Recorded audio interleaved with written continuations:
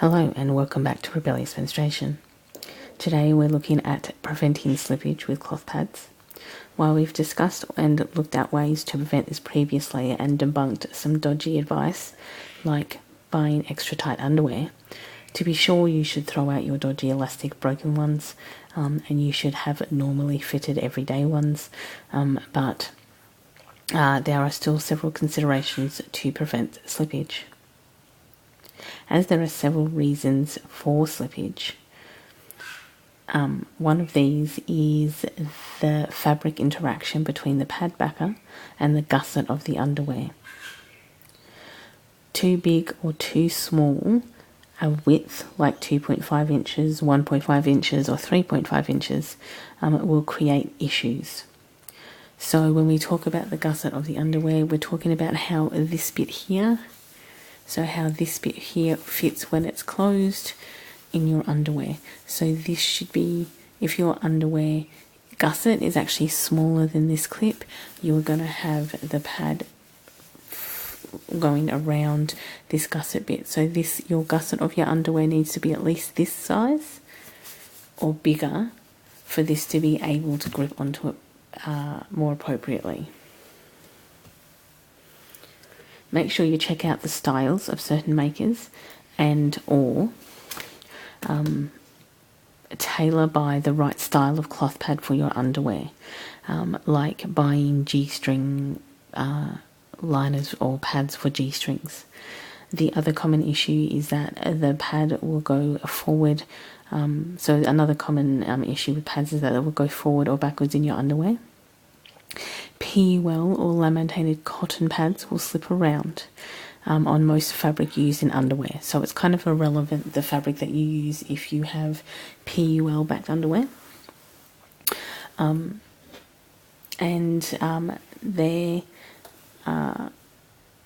they can be especially bad in spite of the fabric or shape or fitness or style of your underwear.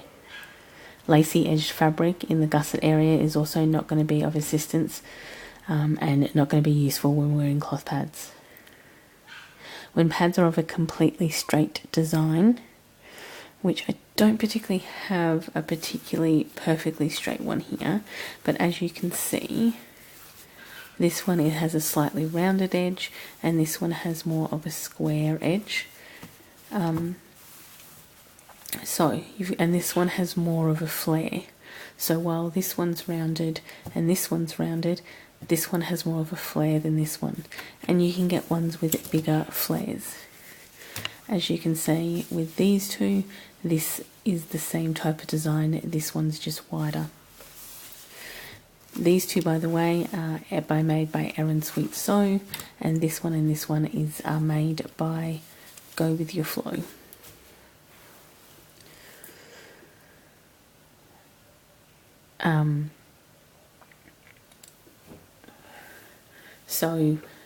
When you have really straight designed ones like the PUL backed ones from China, they're more likely to be prone to slippage either forward or back. But this is also dependent on body shape and underwear style and the integrity of those underwear.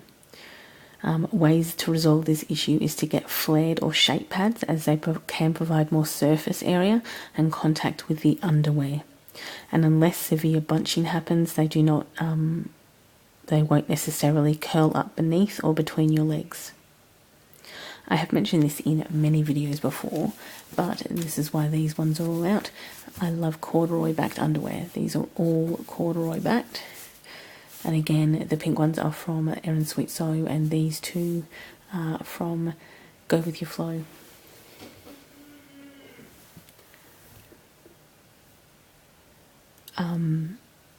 So again, corduroy backed underwear. Corduroy is a heavy textile made from a woven fabric called fustian, a variety of cotton that is distinct in the corded pattern, as you can see in the picture.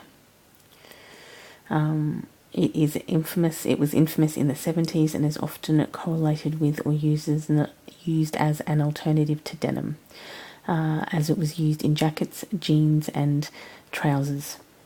However, when used as a backer for cloth pads, its ribbed texture makes it grippy, and I find it practically doesn't move at all. Other really great backers are Winpro and Fleece, both of which work well with cotton and cotton blend underwear. The other issues to consider are if you are a front, centre or back bleeder. When you know this and when you figure out this, which is, if you use single-use disposables, you may not, as you will only really have one shape in different absorbencies to actually use. You will be able to buy cloth pads that are actually shaped to where the wing placement is appropriate for that style of bleeding, meaning that if you're attempting to place the pad to cater for your bleeding style, like if you were a front bleeder, you might want to wear it further up in your pad. If you're a black bleeder, you might pull it back, but this pad is naturally going to gravitate to where this is sitting at the gusset.